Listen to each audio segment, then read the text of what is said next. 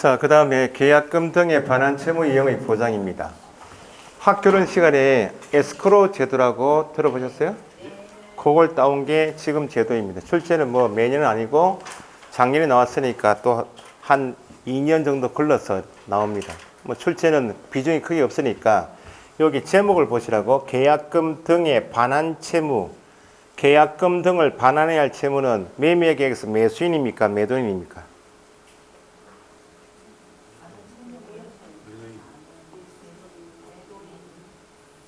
매수인이 매도인에게 넣었던 계약금이 계약이 깨지면 반환해야 될 거 아니에요?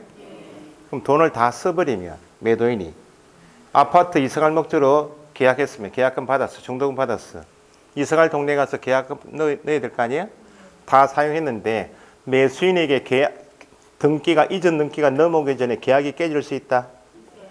깨지면 돈을 다 써버린 누구? 매도인은 누구에게?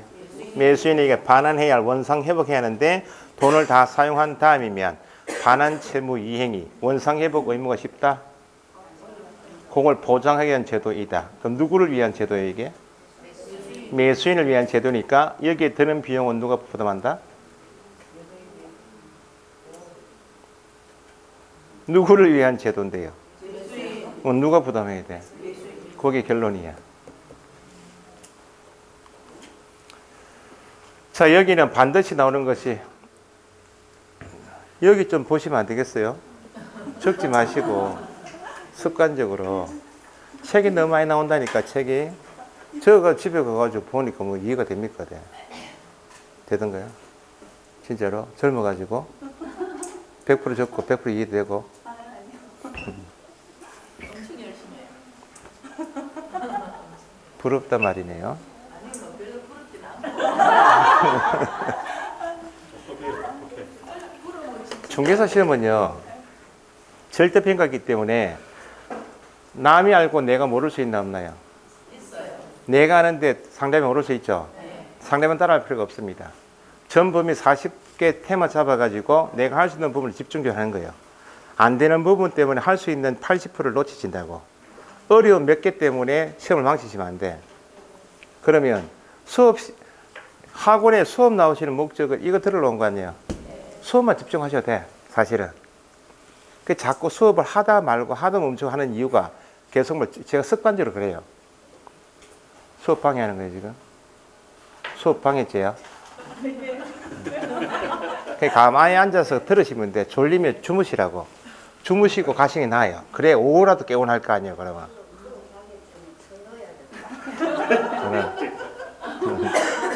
어디 쳐넣기는 쳐넣어요, 또. 이렇게 눈치를 한번 주는 게 이게 제재지.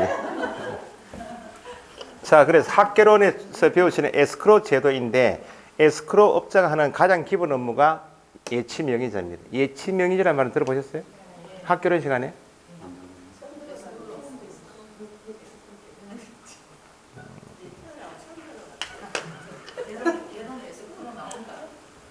집에 개인 통장 몇 개요? 한 개요. 통장 명의자 본인 아닙니까? 네. 그게 예치 명의자입니다. 그렇지. 그래서 이건 학개론 시간에 당사자가 이행을 안전하게 대행하는 에스크로 제도로 따온 게 이겁니다. 자, 그러면 이제 넘어가기 전에 여기 타이틀은 누구를 위한 제도라고요? 매수인. 이 비용은 누가 부담한다고요? 매수인. 그러면 시기적으로 계약금 등을 넣었단 말은 중개는 끝났다. 중개는 계약서 쓰는 것까지가 중개야. 그 타이틀 보면 계약금 등 나오면 계약금, 중도금, 잔금이 나왔단 말은 이미 개업 공인중개사 통해서 계약이 체결된 다음이다, 그 말입니다. 그럼 중개가 완성되었단 말은 공인중개사법에 따라서 개업 공인중개사가 당사자 두 사람 앉혀놓고 마무리 작업 몇 가지? 세 가지 다 하고 보수까지 다 받은 다음이다, 그 말이야. 그 여기는 계약 체결 후겠네. 그러면 계약 체결 후인데 관여한 것은 어디에 포함? 방금 전에 중개에 포함되는 게 이 부분 책임 있죠. 그러면 계약 체결 후 업무니까 여기는 개업공인서 의무사항 2단이다. 아닙니다. 그게 두 번째야.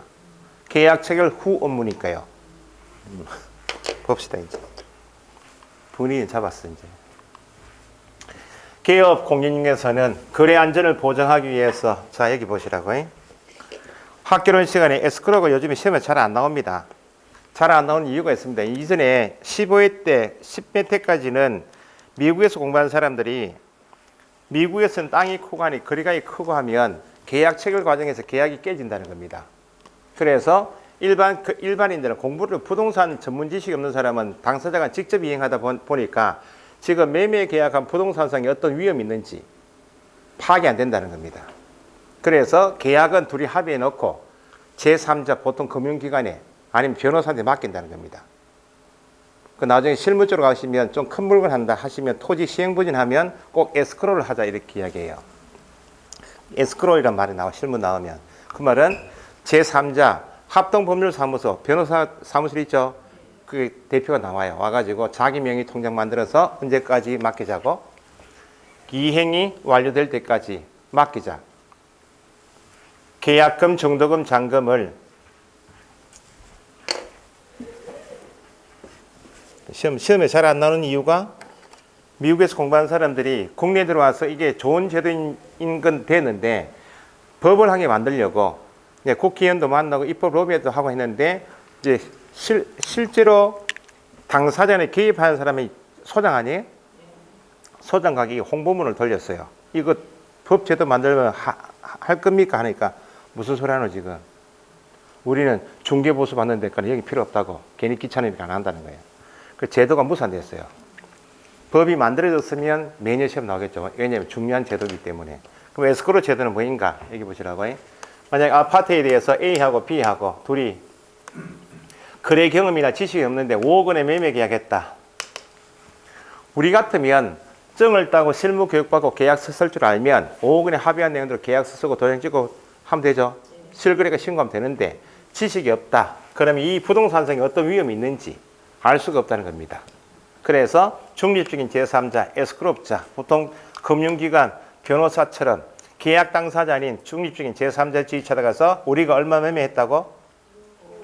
5억 원에 매매했으니까 우리가 매매 계약한 내용대로 계약 체결이 되었다. 구두 계약도 계약이다 지금. 계약 체결 후니까 이행 업무죠. 이행 업무를 우리는 모르니까 대행해달라고 맡겨요. 그래서 학개론으로 표현하면 에스크로 개설한다 이렇게 이야기해요. 당사자가. 그럼 에스크로업자 하는 일이 뭐인가? 원칙은 계약금 넣고 중도금 넣고 잔금 칠 때 법무사 불러서 이전 등기할 거 아니에요? 제3자에 맡기게 되면 당사자가 하는 등기할 때까지 네가 이 일을 다 해달라 그 말입니다. 그러면 가장 기본적으로 이행을 대행해주는 이행 대행업자가 에스크로업자이면 계약금, 중도금, 잔금은 매도인 통장에 직접 들어가면 되겠어요? 안 되겠어요? 야하고 수부리면 안 되잖아요. 가장 기본적으로 에스크로업자 하는 일이 중립적인 제3자 지위에서 통장 명의, 자기 명의 통장을 만들어서 당사자 간에 교부되는 계약금, 중도금, 잔금을 뭐 해주겠다? 내 통장만 관리해 주겠다는 겁니다. 여기는 등기 필 정보는 여기 있겠죠? 이 사람이 가지고 있으면 되겠어요? 이중매매면 넘겨보면 안 되잖아요. 계약 관리한 서류도 누가 보관하고 에스크로업자가 보관하고 부동산상에 등기부 보니까 건저당이 있고 압류, 가압류가 있는데 총 빚이 2억이야. 이거 누가 갚을 빚이요? 매도인이 갚을 빚이죠. 민법 배우시면 매도인은 완전한 소유권 이전이다. 그 말은 깨끗한 상태, 빚이 없는 상태에 넘길 의무가 있다 없다? 있다는. 어차피 네가 질 빚이죠. 그러니까 실무상으로 보면 총 매매 대금에서 금융기관하고 합의가 되면 내가 채무 2억 내가 인수하고 3억만 주고 하는 게 맞는데 민법 조문에 따르면 완전한 소유권 이전 채무가 있다고. 누구한테? 매도인에게. 그러면 어차피 여기 들어오는 통장 5억 원은 야한테 줄 돈 아니야? 그래서 에스크로업자 하는 일이 부동산상의 위험을 제거한다. 이렇게 위험. 위험이란 각종 채무가 있다 없다? 제거한다. 그러면 2억 갚았죠? 남은 돈 얼마? 저거 일정에게 수수료 받는 사람이 에스크로업자예요. 요 일이 에스크로업자 하는 일인데 이 전체 기준 중에서 요거를 하겠다고. 제3자 지위에서 통장 명의자 돼서 돈을 관리해 주겠다. 언제까지? 완료가 중요한 단어가 아니에요. 이행이 완료될 때까지다. 등기 넘어갈 때까지. 기출문제는 계약서 작성이 완료될 때까지 OX 틀렸다. 그럼 계약서 이미 끝났다. 끝난 다음에 교부되는 계약금, 중도금 또는 잔금이란 말은 반드시 잔금까지가 아니에요. 그러면 계약금만 예치합시다라고 합의할 수 있나 없나요? 당사자가 합의한 만큼만 중도금까지 최대 잔금까지란 말이지 반드시 전부가 아니다 그 말입니다. 계약금 등을 개업 공인 중개사 하는 계약 당사자 아니죠? 개업 공인 중개사부터 법에 정하고 있는 예치 명의자가 있어요. 그 사람 명의로 통장 만들어서 금융기관에 맡기든지 공제사업자, 신탁업자 등에 뭐 하자고? 예치합시다라고 권고해야 한다 할 수 있다. 왜 할 수 있답니까?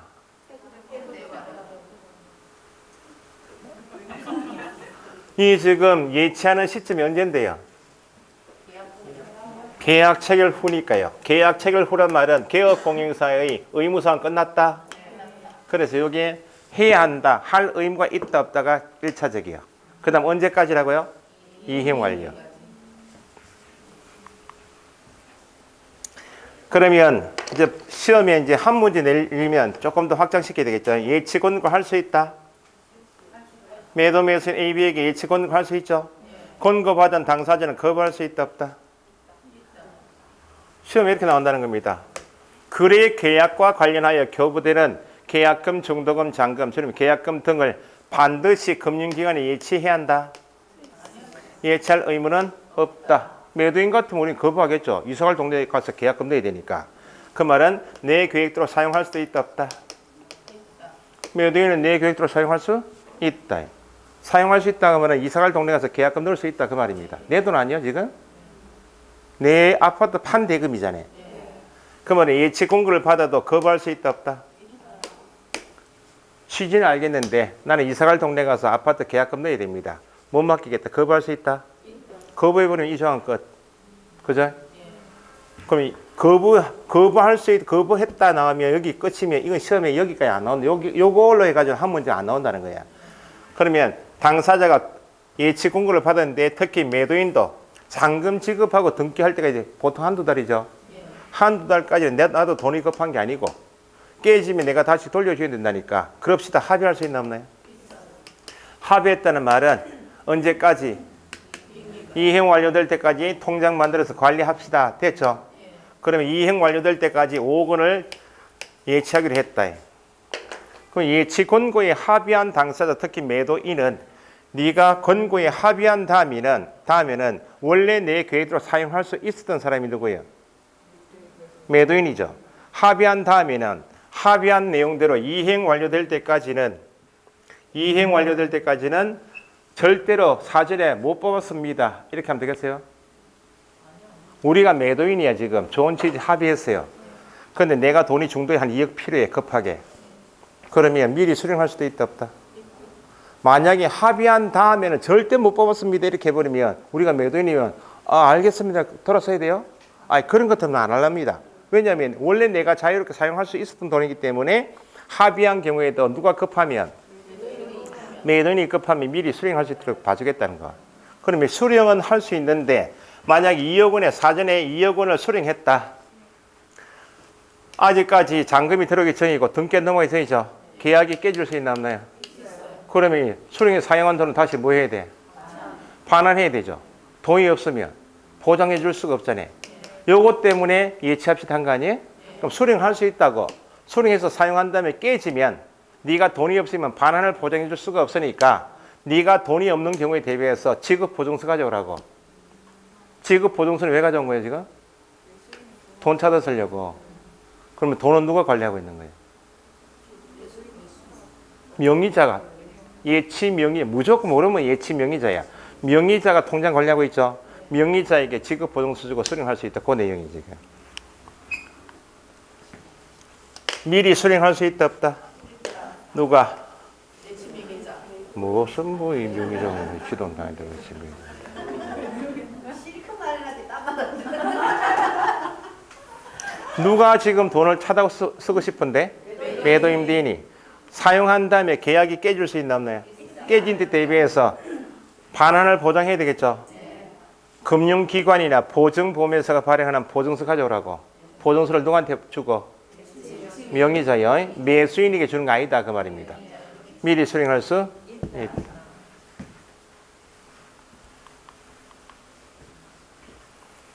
그래서 시험에 작년에도 나오고 단독 문제 2번 나왔던 거 여기서 가장 중요한 사람이 누구라고요?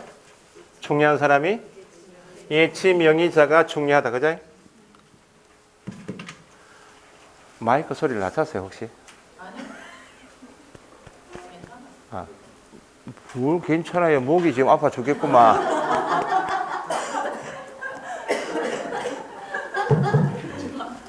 예치 명의자를 위에서 보시면 돼. 예치 명의자야. 예치 기관은 체크하실 필요가 없어. 여기 보시라고. 예치 명의자 요 사람입니다. 앞머리 졌다면 개공은 신체 보존 이렇게 강의하시면 돼. 개공은 신체 보존. 개가 뭐예요? 개업 공에서 공제사업자 은행 보험회사. 이 전문회사 있죠? 전문회사를 영어로 쓰면 에스크롭자야.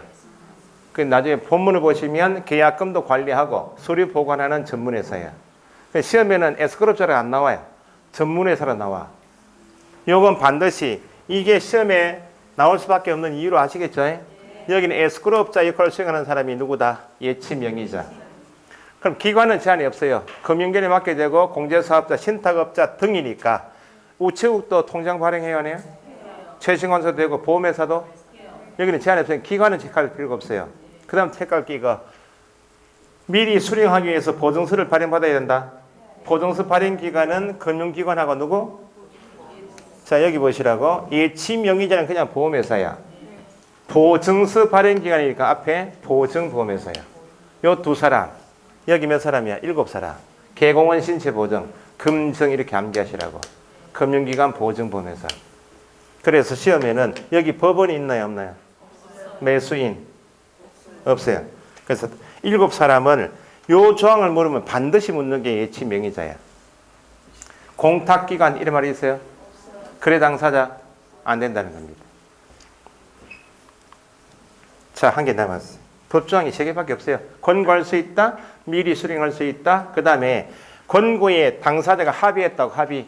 그럽시다.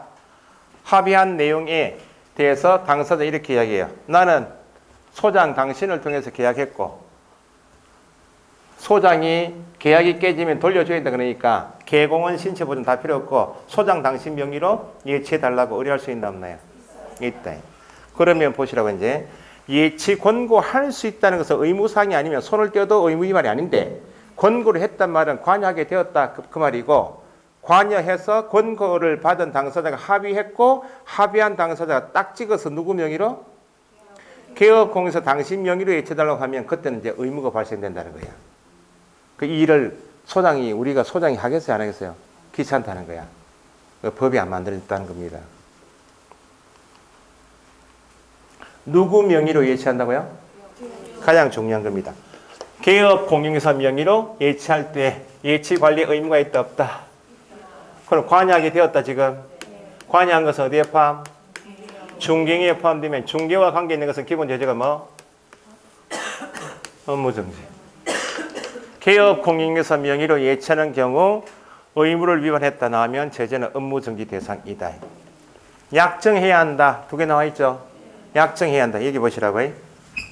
개업 공용회사 갑 통장에 5억 원이 지금 들어온다고. 네? 5억 원이 다 들어왔어요. 돈이. 매수인에게 등기가 넘어갔어. 이행이 완료됐죠? 그럼 이 돈은 누구한테 줘야 돼? 매수인은 좋아 죽겠다. 지금 5억도 돌려받고 등기도 가져가고 난리다 지금. 매도인에게 인출해 줘야지. 정도의 계약이 깨졌어요. 누구한테 줘야 돼? 매수인에게. 계약이 이행이 완료되어서 매도인에게 인출할 때, 내 통장에서 인출할 때, 정도의 계약이 깨져서 매수인이 인출할 때 내가 마음대로 인출해 주면 돼요. 당사자 동의를 해야지. 이행이 완료되어서 누구한테? 매도인에게. 해제가 되어서 누구에게? 인출 사유가 발생되면 인출할 때 어떻게 동의할 겁니까? 약정? 의무입니다. 의무. 약정해야 한다. 이게 키워드인데 알고 읽으시라고. 그러면 좀 이따 보시겠지만 개업 공용에서 자기 통장에 5억을 지금 맡기게 되면 나중에 계약이 이행이 완료되면 당사자한테 뽑아줘야 될 거 아니야. 그러면 이행이 완료될 때까지 내 돈을 잘 관리해야 되겠네. 그때 나중에 에스크로 제도에서 중요한 게 보증도 따로 설정한다고. 보증은 공인중개사법에서 두 번 나와요. 방금 전에 개설 등록을 한 기업 공인중개사는 언제까지? 업무를 중개 업무를 개시하기 전에 중개업을 하기 위해서 보증 설정하죠. 이역사. 그는 법에 딱 정해진 금액대로 설정하는 거예요. 중개했다 지금. 하다가 권고하였죠. 권고를 받은 당사자가 합의하였고 누구 명의로? 개업공사 명의로 예치하게 되면 자기 통장에 예치하는 돈만큼 보증을 따로 설정하라고. 여기는 금액이 정해져 있고 예법치게 되고. 그죠? 개업공사 명의로 통장 관리할 때 나중에 안전하게 지급할 것을 보장하기 위해서 보증 설정하라고. 비용 든다 안 든다? 비용은 누가 부담해요? 매수인이 부담해야 되겠죠? 그래서 실비 그 밖에 거래 안전을 위하여 필요한 사항을 뭐 해야 한다? 약정해야 한다. 개업 공인중개사 명의로 나오면 해야 한다 그게 키워드예요.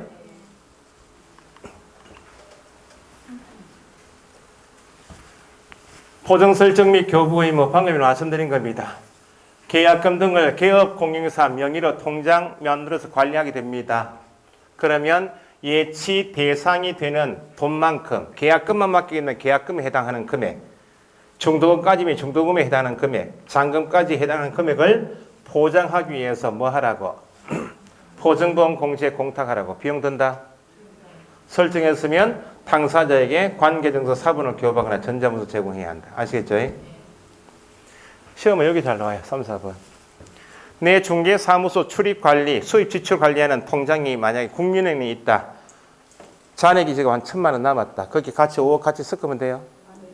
자기 소유의 예치금과 분리하여 관리될 수 있도록 하여야 하고 당사자 동의 없이 마음대로 인출하면 안 된다. 요거 위반하면 제재가 뭐라고요? 업무정. 이게 다예요. 타이틀 넣으면 계약금 등에 관한 채무 이행의 보장 나오면 기본적으로 에스크로 제도구나 아시고 명의자를 꼭 묻는다 아시고 예? 의무사항이다 아니다 원칙은 아닙니다. 아시겠죠? 그 다음에 흐름을 쫓아서 미리 수령할 수 있다 지분 나오거나 개업 공인중개사 명의로 나오게 될 때는 규정을 구분해서 의무이다 아니다를 구분할 줄 아시면 돼. 자, 내용 봅시다. 계약금 등에 관한 채무 이행의 보장에서 밑에 하단에 예치 명의자 있나요? 개업 공인중개사는 언제까지? 이행만 동그라미 하시고 다 미출하지 마시고 계약금, 정도금 또는 잔금을 개업 공인중개사 또는 대통령령이 정하는 자의 명의로 예치하도록 뭐? 권고 뒤에 뭐? 할 수 있다만 거라 하시고 예치 명의자는 개업 공인중개사 붙어있어 박스에 몇 사람 있어요? 6사람 나왔죠? 개업 공인중개사 넣어서 나중에 개공은 신체 보증 그렇게 읽을 줄 아셔야 돼. 전문에서 한번 보시라. 6번 한번 보시라고. 6번 178페이지 맨 위에 6번 부동산 거래 계약, 매매 계약 이행을 보장하기 위하여 계약금, 중도금, 잔금 줄여서 계약금 등 및 계약 관련 서류를 관리하는 업무를 수행하는 전문회사, 돈도 관리해주고 서류 관리하는 전문회사를 영어로 하면 에스크롭자야. 시험에 영문은 법조문이 없으니까 그냥 전문에서 그렇게 암기하시라고. 밑에 예치 명의자 될 수 있는 사람 쭉 나와 있죠. 예치 기관은 따로 체크하실 필요가 없어요. 금융공제 신탁업자 등이니까 박스 위에 최신관수도 예치기관 될 수 있다. 보험에서 될 수 있으니까 거기는 제한사항이 아니니까 체크할 필요가 없고 예치기한은 언제까지? 이행 완료. 이행만 동그라미 하시고 예치 대상은 전부를 예치할 수도 있고 일부도 가능하다. 계약금, 정도금, 잔금 모두가 포함됩니다. 모두가 포함된단 말은 반드시 잔금까지가 아니다 그 말입니다. 예치 대상 땡땡 일부 또는 전부 모두 가능. 계약금, 정도금, 잔금 전부도 가능하고 일부도 가능 그렇게 적으시라고. 타이틀 예치 대상 땡땡 전부 또는 일부 가능 그렇게 적으시라고.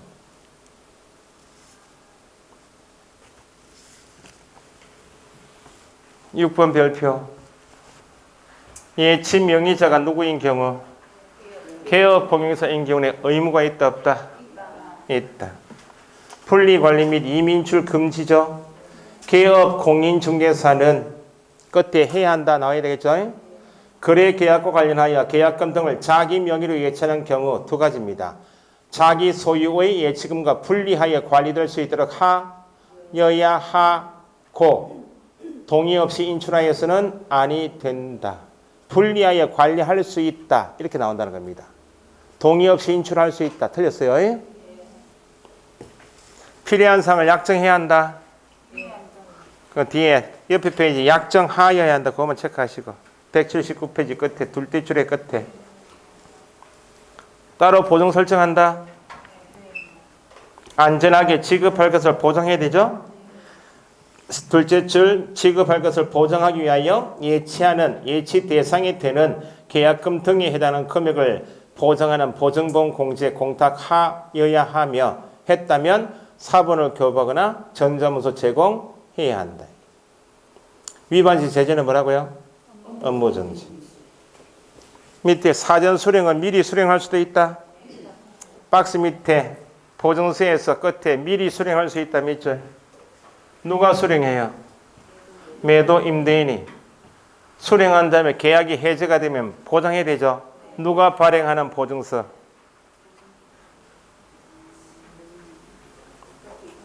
둘째 줄이 있네요. 금융기관, 보증보험회사가 발행하는. 지금 양가로 1번에 보증서에서 둘째 줄이요. 금융기관, 보증보험회사, 보증만 동그라미.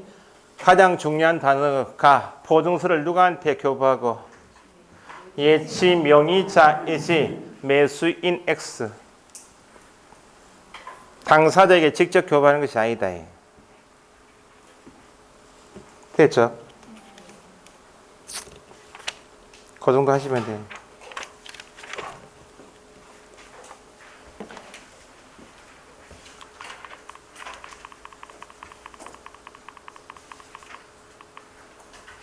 자, 그 다음에 금지행위입니다. 금지행위. 180페이지. 자, 금지행위 규정은 단독 문제가 33조에 따른 금지행위에 관한 설명이다. 금지행위에 해당한다 하지 않는 거 골라봐라. 그게 단독 문제인데 연관되는 파트가 너무 많아. 이거는 공부를 반드시 하셔야 돼.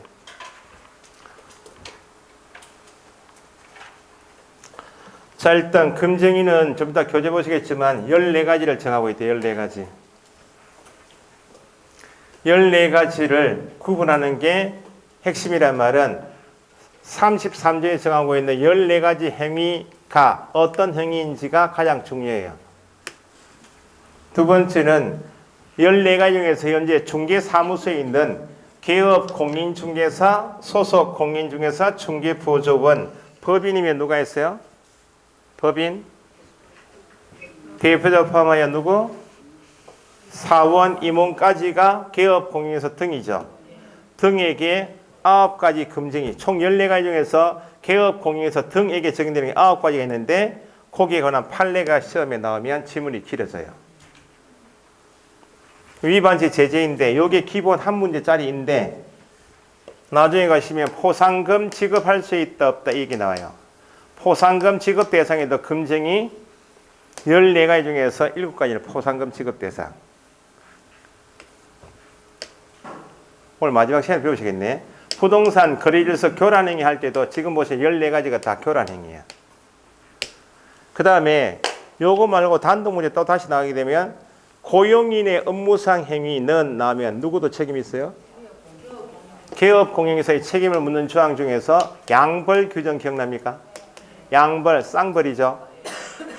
징역형 벌금형에 해당되는 사고 쳤다면 직접 사고는 치지 않았지만 누구도 개업 공인중개사도 재판에서 실장 관리 감독상의 과실이 있으면 벌금형 주겠다 할 때 요거 가지고 만들어요. 9가지 금지행위 가지고 만들어요. 연관되는 부분이 많으니까 일단 가장 기초가 14가지인데 개업 공인중개사 등의 금지행위 9가지인가 아닌가를 먼저 구분하시고 판례 같은 거 설명드리시면 되겠어요.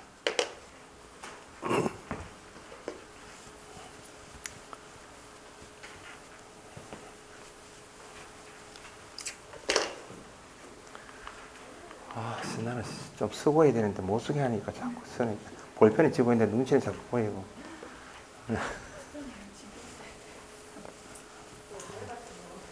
예? 안 들립니다.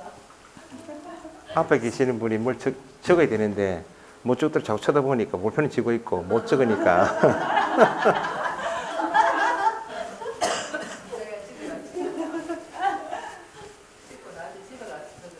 뭘 찍어요? 찍을 거 너 뭐 있노?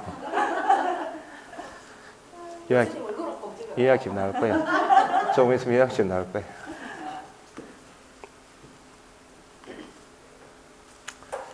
자, 가장 기본입니다. 공부를 2차 처음 하시는 분은 지금 33조에 있는 14가지인데 14가지를 일단 나누어서 지금 개업, 공인중개사 등의 금지행위는 몇 가지? 9가지. 금지행위, 법에 정하는 금지 행위를 했다면 예외가 있는가? 예외가 없어요. 그래서 어떤 행위까지가 금지인지를 아셔야 돼. 어떤 행위 나오면 금지행위 이다. 뒤에 어떤 사족을 붙여도 다 처벌되는 거예요. 예외가 있다 없다 잘 구분하시라고. 자, 1번이 개업, 공인중개사 등은 이렇게 붙였어요. 중개 대상물 몇 가지? 중개 대상물에 대하여 개업, 공인중개사 등이 하는 것은 당사자 간의 계약을 알선하고 돈을 버는 중개업이 본업이죠. 당사자 간 계약을 도와주고 돈을 버는 것이 본업은 이건 얼마든지 할 수 있다 없다? 있는데 중개 대상물 5가지에 대하여 개업, 공인중개사 등이 자기가 매도인이 되거나 매수인 되어서 누구의 이익을 위해서? 개업, 공인중개사 자기 이익을 위해서 매매업을 하면 된다 안 된다? 안 된다는 겁니다. 중개업만 하지 매매업은 하지 말라고. 그러면 중개대상물 매매업 행위는 금지이다. 이렇게 읽을 줄 아시고 그럼 이 쪼개서 낸다는 겁니다. 토지 매매업은 금지행위이다. 건축물 매매업, 임목, 공장재단, 광업재단 요 5가지가 중개대상물이니까 중개대상물 매매업을 쪼개서 읽을 줄 아시면 돼. 그 형벌은 좀 이따가 1-1 나중에 암기하시고 내용이 더 없어요. 두 번째도 내용은 없습니다. 중개사무소 개설 등록을 하지 않았다. 등록하지 않았다 나오면 누가 아닌 자? 개업공인사 아닌 자가 중개업을 하면 돼야 안 돼요? 무등록인 사람도 다른 사람 의뢰에 의하여 일정한 보수를 받고 돈을 벌고 있으면 중개업이다. 무후가 음식점도 업이다. 업은 맞다고. 단속에는 걸린다. 3년 이하 징역 3천만 원 이하 벌금형 대상인 사람이 무등록 중개업자야. 그럼 이 사람하고 개업 공인중개사 등이 협력하면 돼야 안 돼요? 무등록 중개업자인 사실을 알면서 개업 공인중개사가 무등록 중개업자와 협력하지 말라고. 2가지. 무등록 중개업자를 통하여 중개 의뢰 받아서 협력해도 안 되고 무등록 중개업자에게 개업공인사 등의 자기 명의를 이용해서 협력하는 것을 금지하겠다. 이게 C2호예요. 그 내용은 없어요. 내용 없고 등록하지 않고 중개업을 영위하는 자인 사실을 알면서 뜨면 금지행위 출발이구나. 우리한테 물을 게 2개예요. 그를 통하여 중개업을 받는 행위는 금지된다. O. 그에게 자기 명의를 이용하게 하는 것도 금지된다. O. 아시겠죠? 내용 없습니다. 실무에서 제일 많이 걸리는 게 초과수수입니다. 사례 증여 명목 불문하고 중개 보수 좀 이따 배우십니다. 중개 보수 실비 요 2가지 항목을 초과하여 금품을 받는 행위는 예외가 있다. 예외가 없어요. 이게 실무에 제일 많이 걸린다고. 중개 보수 실비를 초과하여 금품을 받는 행위는 금지됩니다. 자, 강행법규란 말은 민법에서 임의규정 강행규정 배우시죠? 당사자는 특약으로 달리 정할 수 있다. 없다. 임의규정. 달리 약정할 수 없다. 강행법규죠. 예외 없이 처벌하겠다는 겁니다. 강행법규입니다. 그러니까 강행법규에 속하는 것이니까 100만 원짜리 매매 계약을 100만 원으로 장나 5억짜리 매매 계약을 중개했다. 울산광역시 중개보수 소리 보니까 0.4%더라. 그럼 200만 원 나왔다. 200만 원은 매도 매수인이 100만 원씩 부담합니까? 각각 200만 원씩 부담하죠. 300만 원씩 받았다고 지금. 초과이하 받았죠? 예외가 있나요? 300만 원 다 반환해도 초과이하 받은 다음이니까 처벌하겠다는 겁니다. 그러면 강행법규에 속하는 것인데 어쨌든 초과이하 준 만큼은 손님에게 부담을 지운 거죠. 판례도 무효 처리가 될 때 받은 전부가 무효일 것인가, 한도 초과는 100만 원만 무효일 것인가. 전부 무효겠나요? 초과하는 부분만. 어쨌든 200만 원까지는 적법하게 받을 수 있는 부분이기 때문에 초과이하 받았습니다, 무효이다 할 때는 전부 하면 안 돼요. 기출문제처럼 한도 초과하는 부분만 무효. 무효란 말은 자기 돈이다, 손님 돈이다. 법률상 원인 없이 무효 관계에서 손해가 하고 이득을 취하고 있으니까 부당이득 반환도 해야 되고 처벌도 받아야 되고. 초과 수수를 금지한다는 규정은 말 그대로 초과하여 받는 행위를 했다면 예외가 있다 없다? 없다. 그럼 여기 100만 원씩 더 지급했죠?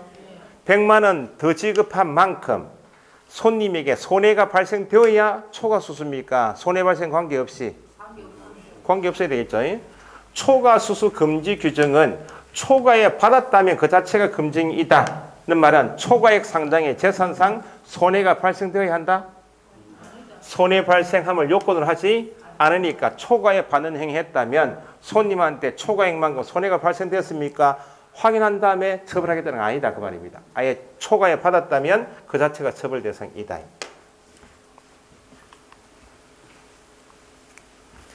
여기도 초과하여 수표를 받았다. 그죠? 예외가 있나요 없나요? 수표 받았는데 수표가 뒤에 뭐가 되었거나 부도 처리되었다 해도 이미 뭐 한 다음이야. 초과에 받은 다음에는 예외가 없다는 겁니다. 아시겠죠? 그대로 반환해도 이미 초과에 받은 다음이니까 금증 위반이다. 법인의 업무하면 몇 조요? 14조. 법인은 분사무소 둘 수 있다. 회사기 때문에 지점인 분사무소 둘 수 있는 반면에 업무는 몇 조만? 14조 업무만. 14조에 중개업하고 분양대행, 관리대행 이거 기억납니까? 컨설팅, 이사업체 소개 이걸 이름은 뭐라 합니까? 중개사무소에서는 중개업 말고 하는 것을 겸업이라 한다. 겸업. 겸업은 뭐가 아니므로? 중개 업무가 아니기 때문에 중개보수가 적용되지 않는다. 중개사무소에서 소장이 하는 일을 크게 나누면 뭐하고 뭐가 있다? 주된 사업인 중개업하고 또 겸업이 있다. 계약을 알선한 대가는 법에 정한 한도를 초과하면 처벌하겠다고. 겸업은 뭐가 아니므로? 중개보수 한도 적용이 없으니까 초과 수수 이다이다. 분양대행이 나와야 돼요. 분양대행은 겸업이어서 초과 수수가 금지되는 돈이 아니다. 줄이면 겸업은 금쟁이가 아니다 이렇게요. 아시겠죠? 지문을 나중에 모의고사 이렇게 내요. 상가 분양대행 이렇게 나와요. 실제 판례가 상가 분양대행 의무를 수행했다. 초과 수수 인지 아닌지 할 때 상가가 중요한 단어입니까? 분양대행이 중요한 단어입니까? 이게 보이면 안 돼. 상가가 크게 보이고 이게 안 보이면 초과하여 받은 경우 금쟁이다 하면 틀렸다 그 말입니다. 이게 중요한 단어가 분양대행 의무는 초과 수수 아닙니다.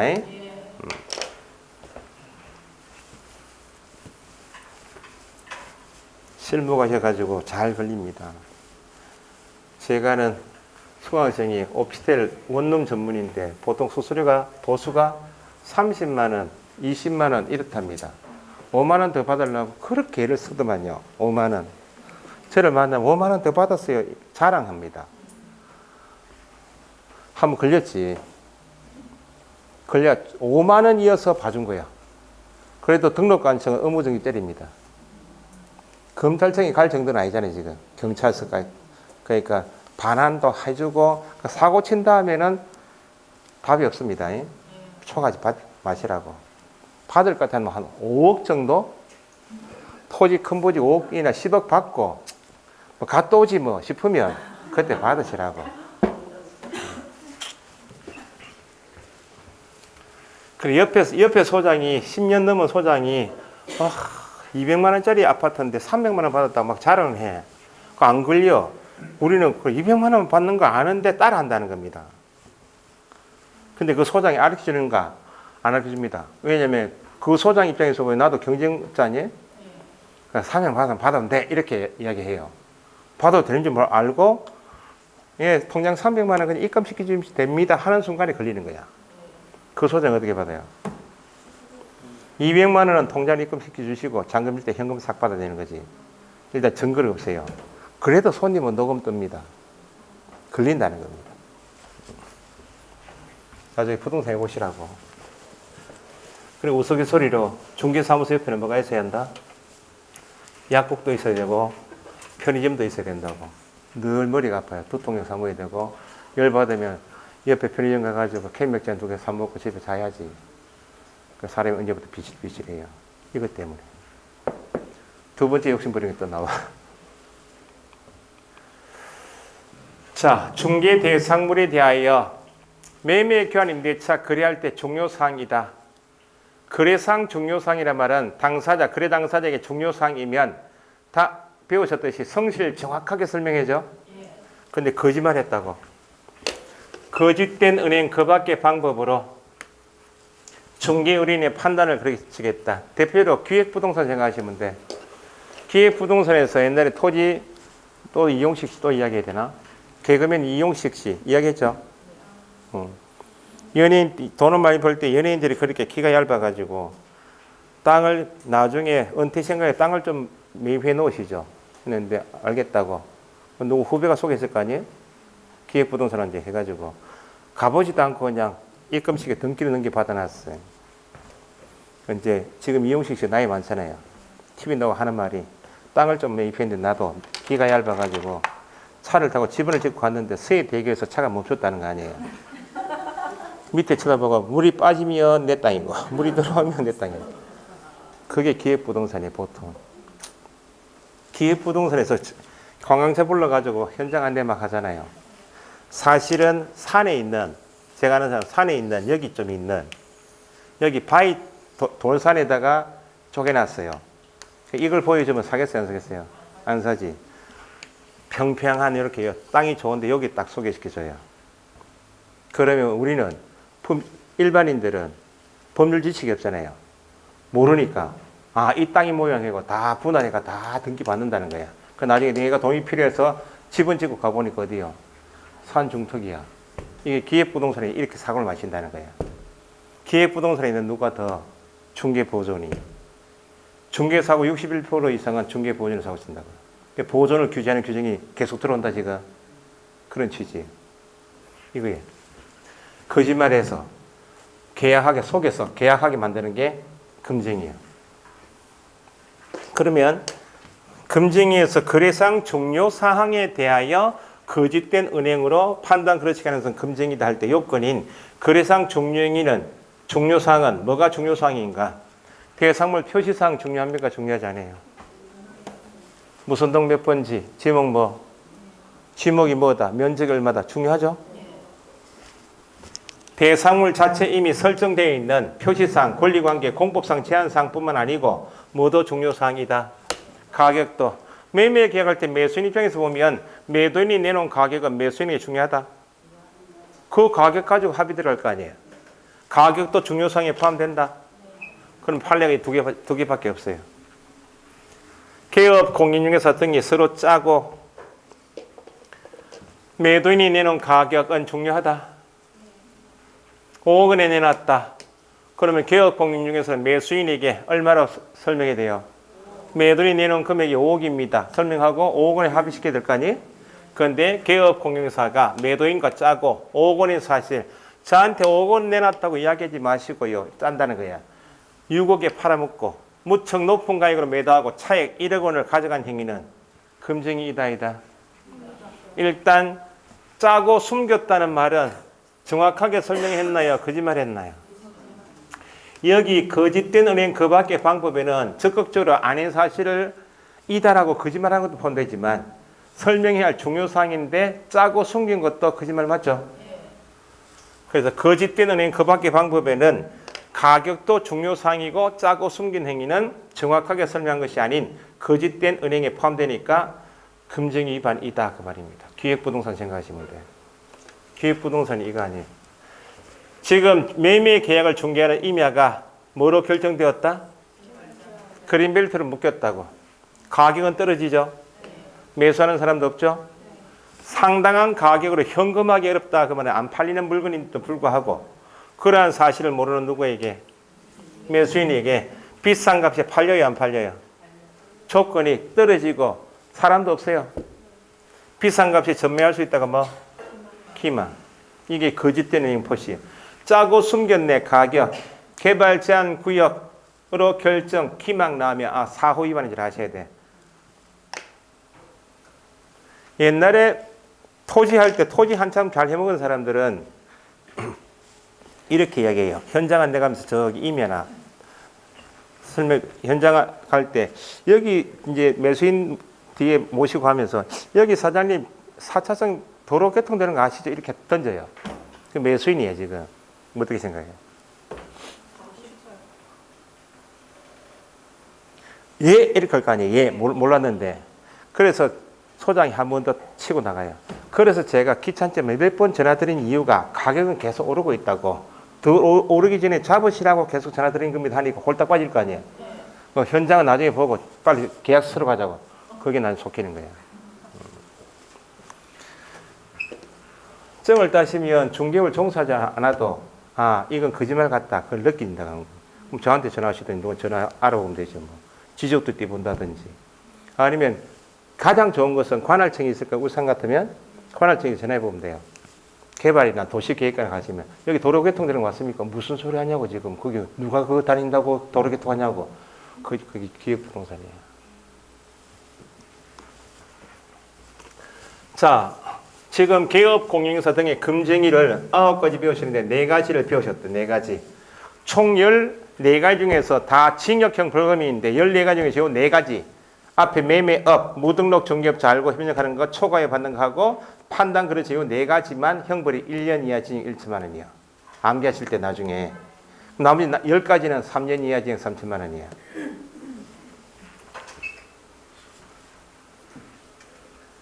저를 쳐다보시는 눈빛이 쉬는 시간 되는데 안 쉴 거가 이런 눈빛이. 쉬었다 하죠. 쉬었다 합시다.